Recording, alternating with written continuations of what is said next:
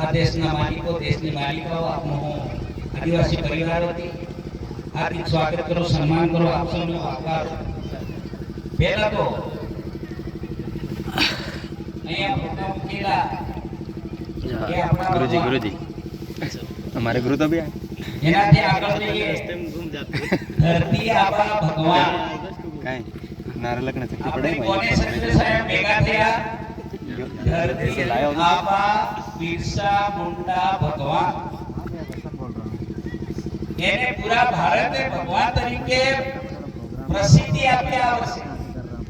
કોની તાકાતથી? જય જોહારની તાકાત.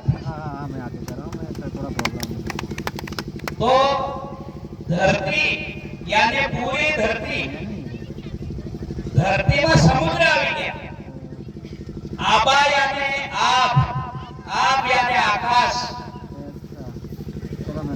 બિરસા મુંડા ભગવાનનું ક્ષેત્ર કેટલું? પૂરી ધરતી, સમુદ્ર, આસમાન, ચાંદ, સૂરજ, તારામંડળ, મેઘ વીજળી અને આ ધરતી ઉપરના તમામ જીવ સૃષ્ટિ એનો ભગવાન. અને આપણે એની संतान ઓલાદ, વારસદાર. જો બિરસા મુંડા ભગવાન આખી સૃષ્ટિના માલિક કે ભગવાન હોય તો એના વારસદાર તરીકે આપણી કેટલો વિસ્તાર હોવો જોઈએ? અરે કમસે કમ બોલો, બોલાય. હા, એમનો જે વિસ્તાર છે એ તમામ વારસાઈ આપણી કહેવાય. અને આપણે કદાચ ખોટું નહીં લાગે પણ ભીલ પ્રદેશ માંગો તો બીજું કોને હાથ દેવાના હતા? પરોણા હાથ દેવાના હે ના તો જય ભારત કમ સે કમ બોલવું પડે. हाँ વિશ્વ શાંતિ, વિશ્વ કલ્યાણ, વિશ્વ બંધુતા, આ સૂત્રને ધ્યાન રાખો. આદિવાસી પરિવારની જે વ્યવસ્થા છે 4 પાયા ઉપર, બિન રાજકીય, બિન સાંગઠનિક, ધર્મ વિહીન, સીમા વિહીન. આદિવાસીઓને હિમ હેડો નહીં, સૂરજને હિમ હેડો નહીં. આદિવાસીઓને હિમ હેડામાં પાર્ટીઓ બની, જેટલા આદિવાસી સમાજ માટે કામ કરતા એને પાર્ટીઓમાં હેડામ નહીં લેતા, મર્યાદામાં લઈ લેતા. એટલા ક્રિયાને ધર્મમાં વાટી દીધા એટલે ધર્મની મર્યાદામાં નાખી દીધા અને હિમ હેડામાં એને બાંધ દીધા. ને બીજી આપણે વાત કરીએ કે શાંત, સૂરજ, પાણી, પવન, મેઘ વીજળીને હિમ હેડો નહીં, તો પ્રકૃતિના માનવીને પણ હિમ હેડો નહીં. આ વાતને ધ્યાનમાં રાખીને જે કામ કરો એ કામ કરો. આ ધરતી, આ ભારત દેશની ધરતી કોની?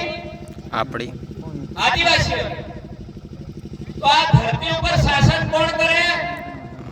આદિવાસી કરે. આપણે આદિવાસી કરે પરોણા, પરોણા પરોણા કરે. પરોણા કેમ કરે? આપણામાં આપણો ભાઈજાન ટેકો આલ્યો એટલે એનો ડાગલો ટકી ગયો. सही बात है समस्या क्या है?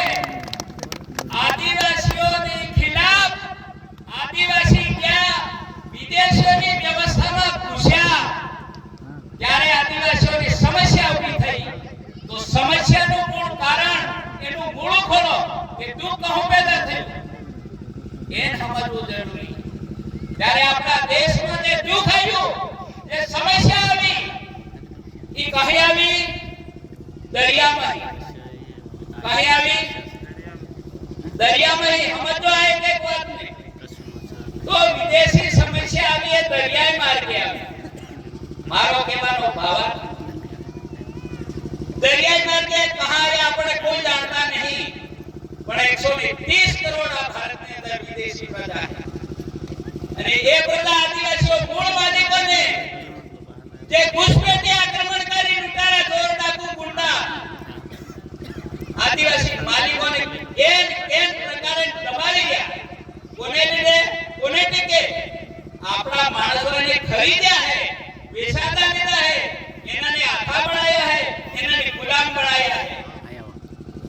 આ વ્યવસ્થાને તોડવી હોય તો સાચા આદિવાસી તરીકે તમારે સાબિત થવું. पहले तो अपना शरीर में ही, देह में ही, दही में ही काल, क्रोध, अहंकार, अभिमान, ईर्ष्या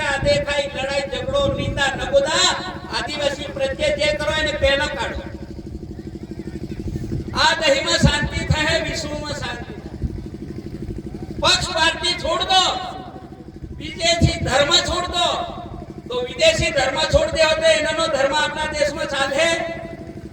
બોલો ચાલે ને ચાલે? વિદેશી પાર્ટીઓ છોડ દો તો વિદેશી શાસન આ દેશમાં ચાલે? અત્યારે ખોટું રાજ, ખોટો વહીવટ, ખોટો ન્યાય, ખોટું જૂઠું સંચાલન ચાલી રહ્યું છે, ખબર છે બધાને? ત્યારે એને આપણે સત્યમાં ફેરવવું પડે તો કોણ ફેરવે? આપણે. શરૂઆત આપણાથી થવી જોઈએ પહેલા. ત્યારે એનાને જ્યારે હેન્ડસઅપ કહેવાય. હેન્ડસઅપ ને સમજો છો? કોઈ પણ ગુનેગારને પહેલા હાથ ઊંચા કરાવ દે. શું કરાવે? હેન્ડસઅપ કરાવવાનો. હર કોઈ છોડ દો, અહીંયા હેન્ડસઅપ થઈ જાવ. અને અમારું હે અમને આપી તો આટલું કહેવાનું હે. કા લડવાનું? માત્ર એક શાબ્દિક લડાઈ હે, કાનૂની લડાઈ હે, વ્યવસ્થાની લડાઈ હે. ત્યારે આદિવાસીઓ આ ધરતીને માને, બરોબર? તો આ ધરતી ઉપર જે કઈ અધિકાર હે 244 ધારા મુજબ ભારતની વાત કરું તો એની વાતને આપણે સમજવી છે કે આ દેશ આદિવાસીઓને જળ, જમીન, જંગલ માટે બિરસા મુંડા લડ્યા. આપો એના માટે લડકે એ પ્રદેશ માટે ગંડવા કાઢો. આને સમજો. જ્યારે આ ધરતી છે, બિરસા મુંડા ધરતી માટે લડ્યા તો આ ધરતી કોની છે? આપણી છે. કમ સે કમ એને ખબર. આવ પરોણાકાર છે.